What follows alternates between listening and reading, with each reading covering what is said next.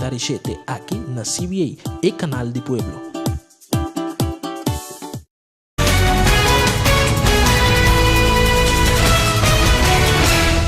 Lilian, para que nos comente sobre esta manifestación, es la segunda que se hace en estos 69 días de noche.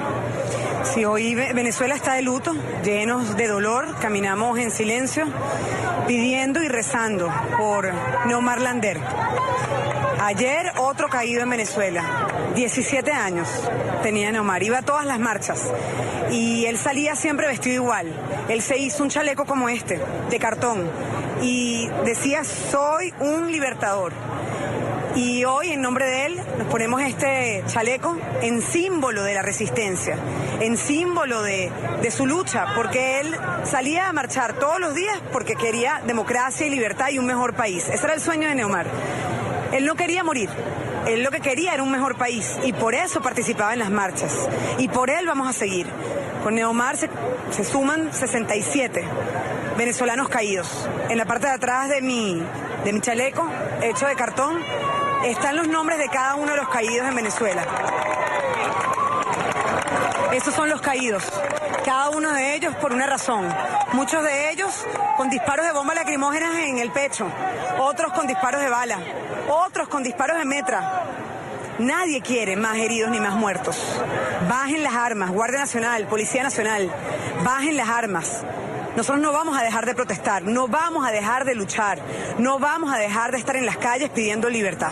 Bien, muchísimas gracias a Lilian Tintori, defensora de los derechos humanos, esposa del líder opositor Leopoldo López, quien acaba de decir que no van a abandonar las calles, por supuesto, hasta lograr que el gobierno de Nicolás Maduro baje las armas. Recordemos que son 67 las víctimas fatales en 69 días en Venezuela. Former FBI boss James Comey has told a congressional hearing that he believes he was fired by President Donald Trump over his investigation into alleged Russian meddling in last year's US election. He declined to say in an open hearing if he thought Trump had colluded with Russia. Do you have any doubt that Russia attempted to interfere in the 2016 elections? None. Do you have any doubt that the Russian government was behind the intrusions in the DNC and the DCCC systems and the subsequent leaks of that information? No, no doubt.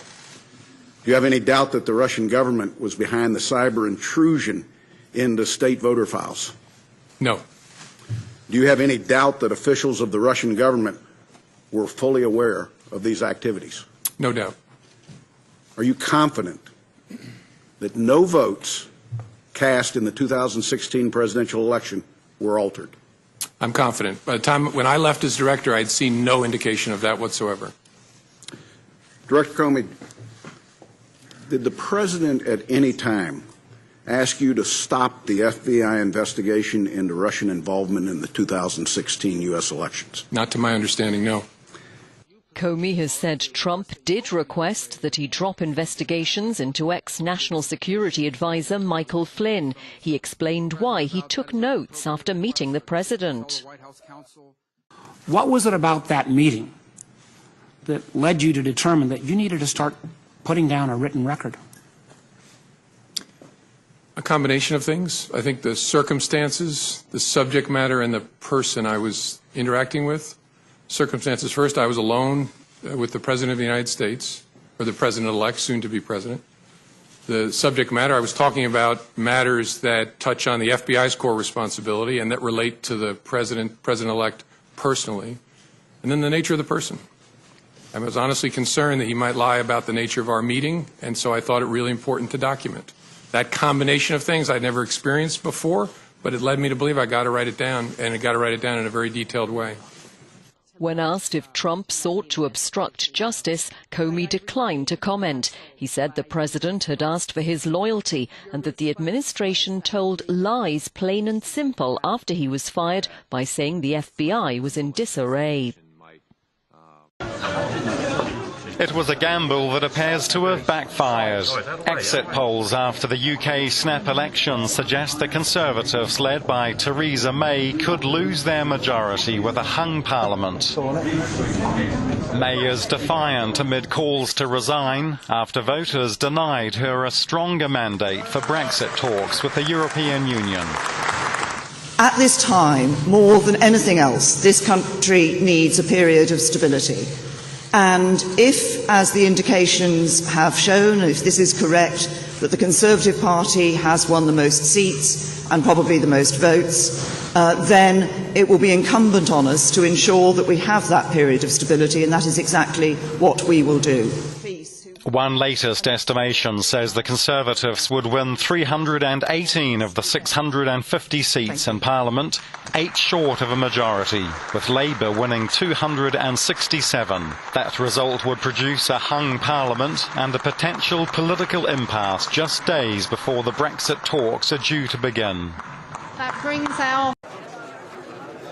Europe's justice ministers have set their sights on tackling financial fraud across the bloc. After meeting in Luxembourg, 20 EU members have decided to create the European Prosecutor's Office.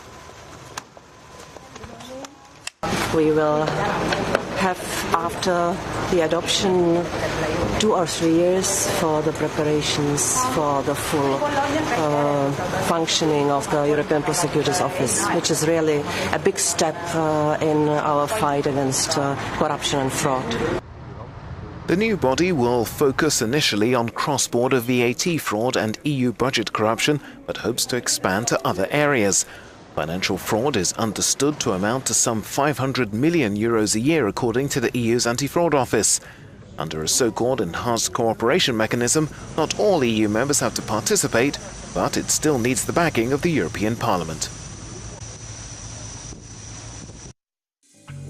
Iran said the gunmen and bombers who attacked Tehran were Iranian members of Islamic State, who also fought in the militant strongholds in Syria and Iraq.